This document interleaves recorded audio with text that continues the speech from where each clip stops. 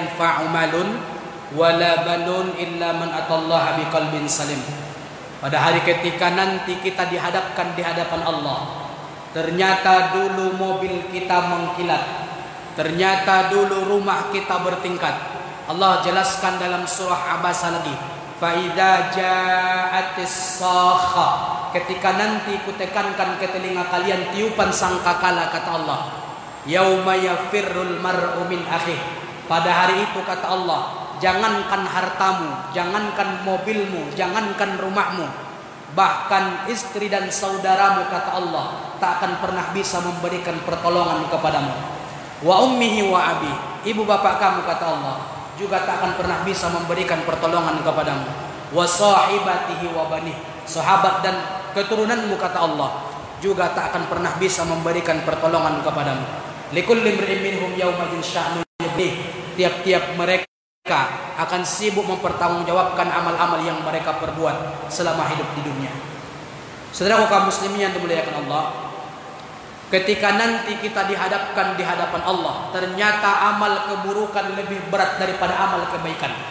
Lalu kita berkata kepada anak, berkata kepada istri, berkata kepada saudara yang lain, hari ini berikan sedikit amal kebaikanmu kepadaku untuk menutupi amal keburukanku. Maka mereka akan menjawab, hari ini uruslah urusanmu sendiri, hari ini selesaikan masalahmu sendiri, sedangkan amalku belum bisa kupertanggungjawabkan kepada Allah Subhanahu wa taala. Namun seorang nabi yang akan memberikan syafaat kepada umatnya, Nabi Muhammad Rasulullah sallallahu alaihi wasallam, pantas dan wajar kita mengucapkan Allahumma shalli ala sayyidina Muhammad wa ala ali sayyidina Muhammad. Saudara kaum muslimin, sedang jamaah salat zuhur yang dimuliakan Allah Subhanahu wa taala. Allah Subhanahu wa taala sudah menjelaskan kepada kita pada surah Al-Baqarah, na'udzubillahi minasyaitonir rajim. Bismillahirrahmanirrahim. Innallaha la yastahyi ay yadriba mathalan ma ba'udatan fama fawqaha. Sesungguhnya Allah tidak segan-segan memberikan perumpamaan dengan seekor nyamuk yang kecil, kata Allah. Untuk apa? Maka syekh kita yang bernama Abdurrahman bin Nasir As-Sa'di menjelaskan dalam tafsirnya, tafsir Taisir Rahman. Apa kata beliau? Al-imtithal. Al-imtithal maksudnya apa? Kenapa Allah jelaskan perumpamaan seekor hewan yang kecil dalam Al-Quran? Karena ada hikmah di balik hewan tersebut. Karena ada hikmah di balik binatang tersebut. Bapak Ibu yang dimuliakan Allah, jamaah salat zuhur yang dimuliakan Allah Subhanahu wa taala. Allah jelaskan dalam Al-Qur'an pada surah An-Naml ayat yang ke-18 dan 19. An-Naml artinya dalam bahasa Arab itu adalah semut. Namlun, semut. Tapi Allah jelaskan nama surah itu surah An-Naml, surah semut. Kalau kita ungkap surah An-Naml sendiri, dalam surah itu yang menjelaskan tentang semut itu 2 ayat saja. Hanya 2 ayat yang menjelaskan tentang semut. Tapi Allah sebut namanya surah An-Naml, surah semut. Ada apa dengan semut? Kenapa Allah jelaskan tentang semut dalam Al-Quran? Al-imtithal, ada hikmah di baliknya, kata Syekh Abdurrahman bin Nasir As-Sa'di. Apa hikmahnya? Seekor semut yang kecil dibandingkan sebiji nasi yang lebih besar dari tubuh semut. Semut berusaha mendorong sendiri. Ketika semut tidak bisa mendorong sendiri, dia panggil kawan-kawannya untuk mendorong bersama. Ketika musim kemarau, sarang semut dipenuhi dengan makanan. Intinya apa? Allah Subhanahu wa taala mengajarkan kepada kita melalui seekor semut supaya kita saling memperkuat persatuan. Jangan saling menjatuhkan, jangan saling memburuk-burukkan, jangan saling memberikan keburukan satu sama lain, tapi kuatkan persatuan. Maka setiap masalah kita selesaikan dengan musyawarah. Masalah yang diselesaikan dengan musyawarah, maka akan mendapatkan hasil yang luar biasa. Itulah hikmah di balik seekor semut tadi. Bapak Ibu yang dimuliakan Allah, jamaah salat zuhur, seekor semut kita ganggu di pokok jambu, maka semut-semut yang lain akan datang menggigit kita. Begitu kuatnya persatuan seekor semut. Allah sedang mengajarkan kepada kita melalui seekor semut supaya kita saling menguatkan, bukan saling menjatuhkan, tapi saling mendukung dan saling mengajari ketika kita melihat saudara kita salah. Ini hikmah yang pertama. Bapak Ibu yang dimuliakan Allah, jamaah salat zuhur, hikmah yang kedua kita ambil dalam surah An-Nahl pada ayat yang ke-68. An-Nahl itu artinya lebah. Nahlun, lebah. Pada ayat itu Allah jelaskan di dalam diri lebah ada madu yang bermanfaat bagi semua orang. Bapak Ibu yang dimuliakan Allah, kenapa Allah jelaskan lebah dalam Al-Quran? Hikmahnya kita lihat. Kemanapun lebah hinggap, tak akan pernah mematahkan ranting yang dia hinggapi. Kemanapun lebah hinggap, dia tak pernah meninggalkan kotoran. Yang ditinggalkannya adalah madu yang bermanfaat bagi semua orang. Hikmahnya apa Bapak Ibu? Hikmahnya, di bumi manapun kita berpijak, tinggalkan kebaikan-kebaikan dan kebaikan. Jangan tinggalkan keburukan. Sehingga ketika orang mengingat kita, ingat yang baik-baiknya saja. Bapak Ibu yang dimuliakan Allah, lebah tak akan pernah mengganggu selama tidak diganggu. Lebah nggak mau mengganggu selama tidak diganggu. Namun dijelaskan dalam kitab Siratun Nabawiyah, pada tanggal 27 Safar, 28 Safar, terjadi perkumpulan 10 tokoh kafir Quraisy yang diketuai oleh Abu Jahal. Mereka berkumpul niatnya apa? Niat ingin membunuh Rasulullah SAW. Mereka suka mengganggu Rasul, padahal Rasul nggak pernah mengganggu mereka. Bapak Ibu yang dimuliakan Allah, Abu itu artinya ayah, Jahal artinya bodoh, jahil, ayah yang bodoh. Kenapa disebut namanya Abu Jahal, ayah yang bodoh? Padahal nama Abu Jahal ini bagus Bapak Ibu. Apa nama Abu Jahal? Umar bin Hisham. Rasul pernah berdoa, ya Allah tempatkan Islam di dua hati Umar. Yang pertama Umar bin Khattab masuk Islam. Yang kedua Umar bin Hisham atau Abu Jahal. Umar bin Hisham tidak masuk Islam. Ditanyalah orang-orang Makkah, kenapa dikasih namanya Abu Jahal? Bukankah namanya Umar bin Hisham? Jawab mereka, ketika diminta ide yang baik, yang sifatnya membangkitkan, yang sifatnya memperkuat persatuan, otaknya kosong. Tapi kalau diminta ide yang buruk, yang sifatnya menghancurkan persatuan, berapapun kita mau penuh dalam otaknya. Maka dikatakan Abu Jahal, ayah yang bodoh. Itulah jawaban mereka. Bapak Ibu yang dimuliakan Allah, ada tokoh yang kedua bernama Abu Aswad. Kata Abu Aswad, ya Abu Jahal, bagaimana kalau Muhammad itu kita buang ke dalam hutan yang sangat jauh, biar mati dia dimakan oleh binatang buas. Kata Abu Jahal, jangan. Nanti orang-orang tahu kalau kita yang buang Muhammad, sehingga mereka menyerang kita.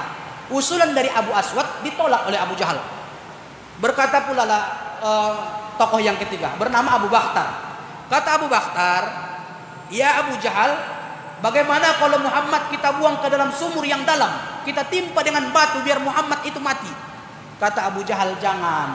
Nanti orang-orang tahu, sehingga ketika mereka tahu kita yang membuang Muhammad, mereka serang kita. Usulan dari Abu Bakhtar juga ditolak oleh Abu Jahal. Intinya apa? Abu Jahal itu tidak suka menerima pendapat orang, sukanya mengasih pendapat. Tidak suka menerima pendapat orang. Rupanya sebelum musyawarah, Abu Jahal sudah menyiapkan keputusan sendiri. Musyawarah belum dilanjutkan, belum dimulai, tapi sudah ada keputusan. Musyawarahnya hanya sekedar fisik saja. Kata Abu Jahal, saya sudah pesan pemuda-pemuda tegak. Kita suruh mereka mengepung rumah Rasul, kita suruh mereka membunuh Muhammad itu, yang buat ide kita, yang mengerjakan orang, kan orang tidak tahu kita yang membuat busuk itu. Abu Jahal suka cuci tangan, membuat ide yang buruk, disuruh orang lain yang mengerjakan, supaya tidak ketahuan. Maka Bapak Ibu yang dimuliakan Allah, melalui ayat ini tentang lebah, Allah mengajarkan kepada kita, jangan seperti Abu Jahal, suka mengganggu orang, tapi seperti lebahlah, jangan mengganggu kalau tidak diganggu. Lebah tak suka diganggu selama tidak diganggu. Bapak Ibu yang dimuliakan Allah Subhanahu wa taala, itu hikmah yang kedua. Binatang yang ketiga, Allah jelaskan dalam surah Al-Anbiya pada ayat yang ke-69 sampai ke-70. Di situ dijelaskan Nabi Ibrahim alaihissalam dibakar oleh orang-orang kafir karena difitnah menghancurkan patung-patung di dalam gua. Apa yang terjadi? Semut dan cicak mereka berperan di sana Bapak Ibu. Semut dan cicak berperan. Apa yang diperbuat semut? Semut membawa air secuil di mulutnya. Niatnya apa? Niatnya untuk memadamkan api yang membakar Nabi Ibrahim alaihissalam. Sedangkan cicak dihembus-hembusnya apinya. supaya apinya semakin berkobar. Apa hikmah yang perlu kita ambil? Jangan kita meniru seekor cicak atau tirulah seekor semut berusaha menghilangkan penderitaan orang, walaupun sebenarnya pada hakikatnya tidak bisa menghilangkan penderitaan itu. Tapi jangan seperti cicak, sudah tidak bisa menghilangkan masalah orang, membesar-besarkan masalah orang pula.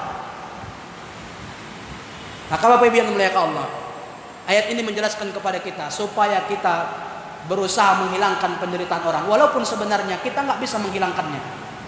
Tapi jangan seperti cicak yang suka membesar-besarkan masalah orang, sudah tidak bisa menghilangkan masalah orang, membesar-besarkan masalah orang pula. Bapak Ibu yang dimuliakan Allah, hikmah apa lagi yang perlu kita ambil dalam Al-Quran? Yang Allah jelaskan dalam surah Al-Baqarah, kunu qiradatan khasyi'in. Jadilah kalian kera-kera yang terkutuk, kata Allah. Ini kan kisah ini orang-orang kafir Allah suruh pada hari Sabtu, fi yaumis sabati, kata Allah, pada hari Sabtu jangan bekerja dulu karena hari itu hari yang dimuliakan bagi mereka. Tapi mereka rakus, mereka gali lubang di hari Jumat, mereka buat pekerjaan mereka tanggung di hari Jumat supaya Sabtunya juga harus bekerja. Allah suruh mereka jangan bekerja pada hari Sabtu, fi yaumis sabati, kata Allah. Tapi mereka gali lubang pada hari Jumat supaya mereka kerjakan di hari Sabtu. Maksudnya apa? Para mufassir mereka sudah membuktikan ayat ini. Kunu qiradatan khasyi'in. Kenapa Allah menyebutkan orang-orang kafir dulu seperti kera-kera yang terkutuk? Karena mereka rakus. Sudah dikatakan Sabtu jangan bekerja karena itu hari yang dimuliakan bagi kalian. Mereka gali lubang hari Jumat supaya Sabtunya juga bekerja. Mereka rakus dengan rezeki-rezeki yang Allah berikan. Bapak-bapak yang mulia Allah Subhanahu wa taala, para mufassir pernah membuat sebuah pembuktian. Mereka pergi ke kebun binatang. Mereka lempar pisang. Ada satu kera, dia tangkap dengan tangan kanannya pisang tersebut. Dilempar pisang yang kedua, kera yang sama mendorong kawan-kawannya supaya tidak bisa mendapatkan pisang tersebut. Dia tangkap dengan tangan kirinya pisang yang kedua. Dilempar lagi pisang yang ketiga. Dengan kera yang sama ditangkap dengan kaki kanannya. Dilempar pisang yang keempat dengan kera yang sama juga ditangkapnya dengan kaki kirinya. Intinya apa? Kera seperti kera-kera yang terkutuk, kata Allah. Kalian jangan rakus dengan rezeki-rezeki yang Allah berikan. Ini hikmah yang perlu kita ambil supaya kita saling berbagi. Jangan kita memakan apa yang kita dapatkan sendiri, tapi berbagilah kepada saudara kita yang juga membutuhkan, sehingga kita sama-sama mendapatkan rezeki dari Allah Subhanahu wa taala. Mudah-mudahan hikmah ini menjadikan kita orang-orang yang benar-benar memperbaiki diri. Karena Abdullah Al-Qasimi, Jamaluddin Al-Qasimi menjelaskan dalam kitabnya, kitab Mau'idatul Mu'min, beliau meringkas kitab daripada gurunya yaitu Imam Al-Ghazali, Imam Abu Hamid Muhammad bin Muhammad Al-Ghazali, dalam kitabnya Ihya Ulumuddin. Itulah yang diringkas oleh Jamaluddin Al-Qasimi. Kata beliau, kadzalikal qalbu, begitulah hati. Kadzalikal qalbu, begitulah hati. Kalau dicegah dari hikmah dan ilmu selama 3 hari saja, fal maut, maka hati itu akan mati. Maka setiap peristiwa ambillah hikmah, sehingga kita mendapatkan hikmah yang baik dan kita berusaha memperbaiki diri kita setiap hari. Mudah-mudahan kita orang-orang yang benar-benar dicintai Allah Subhanahu wa taala. Amin ya rabbal alamin. Sallallahu ayyu'tiyani wa lakum ajma'in. Semoga Allah memberikan keberkahan kepada aku dan kepada kita semua. Unzur maqala wa la tanzur man qala. Lihatlah apa yang dikatakan, jangan lihat siapa yang mengatakan. Assalamualaikum warahmatullahi wabarakatuh.